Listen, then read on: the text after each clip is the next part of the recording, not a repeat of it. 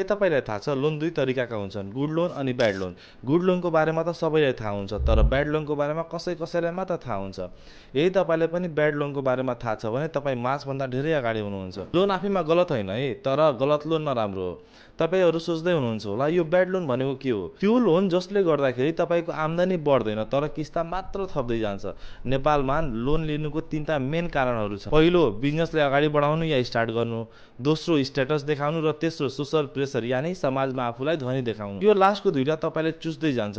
आइफोनको EMI, बाइकको EMI, ठुलो बिहा गरिदिन पर्यो, यो सबै तपाईँको किस्ता मात्र बढाउँदै जान्छ। यही हो हाम्रो समाजको मेन प्रब्लम। त्यसो भए गुड लोन भनेको के हो? त्यो लोन जसले क्यास फ्लो जेनेरेट गर्छ, त्यो लोन जुन तपाईँको एक्सपेन्डिचरमा एड हुन्छ, जस्तै घर। यसले रेन्टको थ्रुबाट क्यास फ्लो आउँछ, प्लस घर त छँदैछ जसको भ्यालु ओभर टाइम बढ्दै जान्छ। तपाईँको एजुकेसनले स्किल र इन्कम बढाउँछ भने बिजनेसले तपाईँको क्यास फ्लो जेनेरेट गर्छ। त्यसै गरी ब्याड लोन जसमा तपाईँको महँगो आइफोन, लग्जरी ब्याग, महँगो जुत्ता, बाइक, कार, जति पनि सोहका सामानहरू छन्, यी सबको भ्यालु समय अनुसार घट्दै जान्छ। यस्तो लोनले तपाईँलाई त धनी त देखाउँछ, तर जुन स्ट्रेस, टेन्सन किस्ताले दिन्छ रिटर्नमा, त्यो वर्थ इट हुँदैन है। एउटा कुरा याद राख्नुहोस्, तपाईँको कमाइको 20% सेभिङ अकाउन्टमा जानै पर्छ अनि 30% भन्दा तपाईँको किस्ता बढी जान भएन। जुन दिन 30% भन्दा माथि किस्ता या इएमआई तिर्नमा जान थाल्यो, त्यही दिनबाट तपाईँको डाउनफल सुरुवात हुन्छ। लोनको काम तपाईँको फ्युचर बिल्ड गर्ने हो, डिस्ट्रोय गर्ने होइन। राइट टाइममा राइट पर्पजको लागि लोन सक्सेसको सर्टकट हुन सक्छ भने, त्यसैगरी रङ टाइममा गलत रिजनले लिएको लोन तपाईँलाई दलदलमा फसाउँदै जान्छ। यदि तपाईँलाई आफ्नो फाइनेन्स सुधार्नु छ भने, बुझ्नु सिक्नु छ भने